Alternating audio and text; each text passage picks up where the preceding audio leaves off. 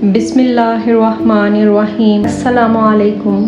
हज़रत मूसा अलैहिस्सलाम ने एक दफ़ा अल्लाह ताला से पूछा कि जन्नत में मेरे साथ कौन होगा।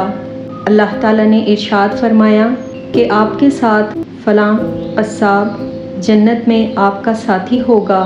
हज़रत मूसा अलैहिस्सलाम कुछ हैरान हुए और उस क़स्साब की तलाश में चल पड़े। जब आपने वहाँ देखा तो एक क़स्साब अपनी दुकान में गोश्त बेचने में मसरूफ़ था। अपना कारोबार ख़त्म करके उसने गोश्त का एक टुकड़ा कपड़े में लपेटा और अपने घर की तरफ रवाना हो गया। हज़रत मूसा अलैहिस्सलाम ने उस कसाई के घर के बारे में मज़ीद कुछ जानने के लिए बतौर मेहमान उससे उसके घर चलने की इजाज़त चाही।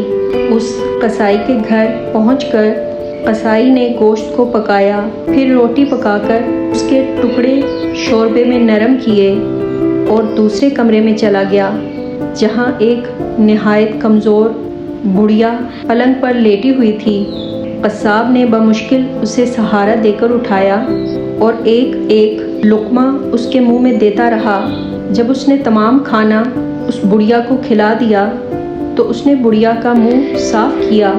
बुढ़िया ने कसाब के कान में कुछ कहा जिसे सुनकर कसाई मुस्कुराया और बुढ़िया को वापस लिटाकर बाहर आ गया।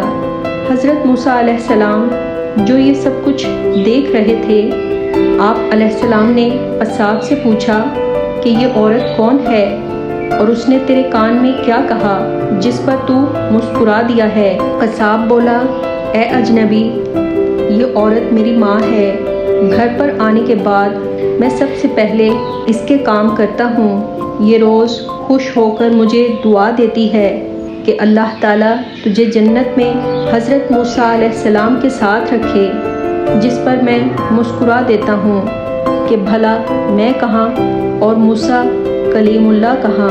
सुभान अल्लाह।